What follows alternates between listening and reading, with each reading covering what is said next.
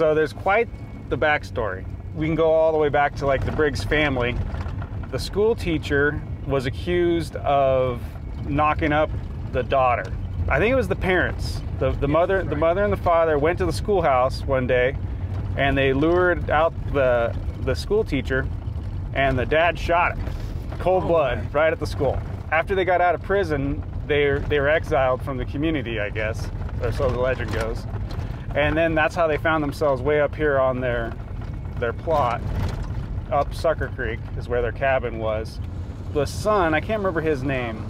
He was like 16, and I guess when you live out in the mountains, it's not any big deal to go on a 5-mile hike to go look for deer to shoot and this and that. So one day he was out, seriously, it's like 4 or 5 miles across this type of terrain from the cabin, and supposedly he had shot a buck and he was tracking on it, and so he's looking at the ground on this steep hillside and found a piece of float that was worth $50 at the time, so several ounces of gold, and he brought it home. The next day the family went out there and they were picking up gold off the hillside, and then finally the old man peeled back some snow brush and found the actual deposit where it was the slab of gold poking out of the hillside. You know, it's a historical moment in Southern Oregon, Northern California. The hike in, I mean, it's rugged. It's not for the weak of heart at all. You know, someone really needs to really want it to be able to make it in. Morning. Are we ready?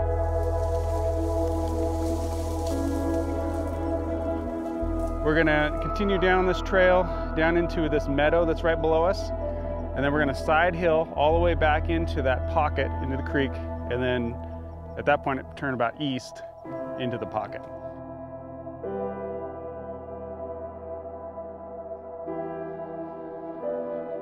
Yeah. See those, Mike? 400 or 500 years. Yeah. That's your buddy right there.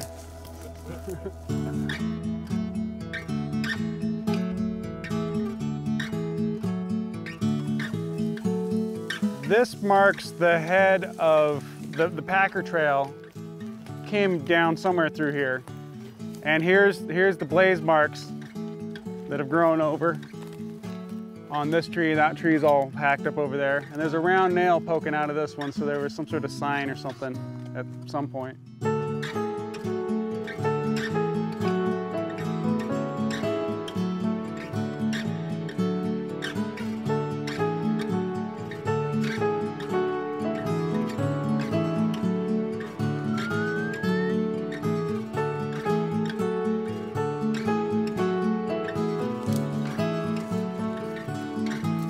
Yeah, the soil's changing here. Well, there you go, this has got quartz in it. This is where they dammed up right here and they rolled water, oh, whatever it is, a couple thousand feet down to the site.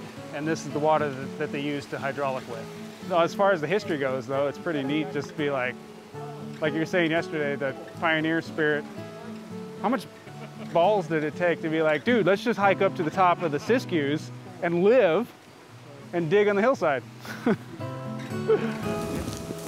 that was the last we saw him, with the log and the 2 guys went down the hill. Okay, so now we got a fairly reasonable trail. Right in there is the head of the pit where they washed out. But then you see the incline basically from there all the way up. This was the bleed trail, where all the gold was tumbling down the hillside. Doc will contest to it that it's quite a feat to hike up and down that hillside with a metal detector and find gold. That's why today we'll concentrate on the lower portion. It's been hit less. Made it, Mike. The oldest guy to ever walk in here. The oldest guy to walk in, but you haven't quite made the record of the oldest guy to walk out yet. So here it is. Here's the Briggs Pocket in 2017. Where we're sitting now, we're sitting in a later era of like the 30s maybe. It's a ground sluicing pit where they dug a ditch line in and they ran water through a very crude sluice box. The hillside material here is basically the bleed off of the original pocket.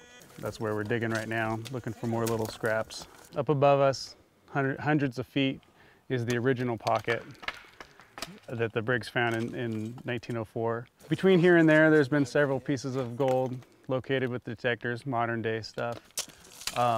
There's been people picking over this place for a long time. It's been, I don't know how well known or secretly known or stumbled upon, but there's been people here. We're gonna go up to the top and we're gonna see the hole, the original ditch line, and just kind of make a walkthrough of what it looks like today here in 2017. And we're gonna have a good time, even though it's deep and dusty and hot, and all the elements are here, but it's fun. It's still a good time, and hopefully we'll find some gold to be able to show off. So what we're looking for out here today is little chips that had chipped off of the original deposit of gold. You know, the detectors work well for them. It's a good target ID size because it's easy to find big gold, but small gold is the one that's more tricky. This little hillside, tromped up and down it a lot. So this is the spot right here where it all started. We had ordered detectors, and they finally got to us. And we hiked in here, came across the top, and you know, looked at the original discovery. And I had turned on my detector, and like I said, I'd maybe ran it half an hour in my yard or something, you know, playing around. Started working my way down the hill, got to here, and it made a different sound. And I dug on it and came up with this little dirty rock that sounded off, and spit on it, and there it was, a little chunk of gold poking off. And at that point, like fireworks went off in my head. I was like, whoa, they're like, it can happen. It can really happen. I'd only been here like 20 minutes. And that was the beginning of the rush, or whatever you want to call it. Like, it was on at that point. Just above where the debris had not been pulled down. I mean, we've been here like 20 minutes, my son and I. And it was through the debris, like this much debris, and then about a foot down. Nice, you know, like a big silver dollar, like one. That was my son's real first find, where he was in on top of it. He dug it out. I watched the mad fury enter him, and he grabbed the detector and he's running. Ah! The September or so of 14, my dad finally made it down here to check this place out. I've been up here all summer long, pulling gold off the hillside. Get a nice signal, and he's like right over there. And I peel back a little bit of dirt, and out flops this dirty rock. I kind of rubbed on a little chunk of gold, shined up a little bit on it. The look on his face was absolutely priceless. And he tells the story like a million times. All I found was a nail. You know, but he called it, that's the bear nugget, because we saw a bear on the way out that night. Later on that fall, had one in the ground here. And I had a nice big piece too that I'd already found. And I didn't even know what to do with it. I just like, it was kind of scary. Like, I was like, wow, I got a big piece of gold. And all of a sudden, every chipmunk and squirrel and bird in the entire woods just starts chattering and making immense amounts of noise. The hair stands up on my arm. I didn't know what to think. And a few minutes later, I could hear voices and stuff. Some guys are coming over the corner. So here I am with a big piece of gold in the ground, and this guy's walking towards me with a metal detector. And I'm just like standing right here, and like, I didn't know what to do. And he had a pistol on his chest and stuff. I was like, no, I'll stand my ground right here. I'm detecting, obviously I'm working here. I had a little pit going and stuff, you know, but this is my claim and this and that, you know. I've never felt more like a gold miner, an old prospector, than that moment right there. Like, you know, the stories of old prospectors getting in squabbles over claim boundaries or whatever. So you have this contact with the geology, and then also there's a fault coming in from the north.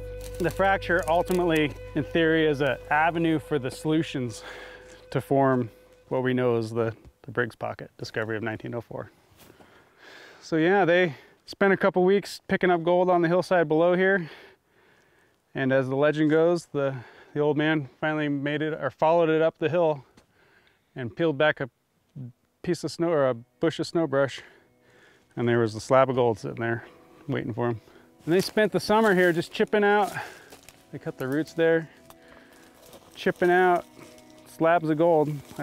Like one of the accounts from the newspaper was like a 3 foot wide by 6 feet by like an inch thick plate that it was all intertwined with quartz and everything. They chopped it apart with an axe to break it down into pieces. So there's gotta be more. Maybe they aren't on the surface. Maybe they're 6 inches or a foot below the surface.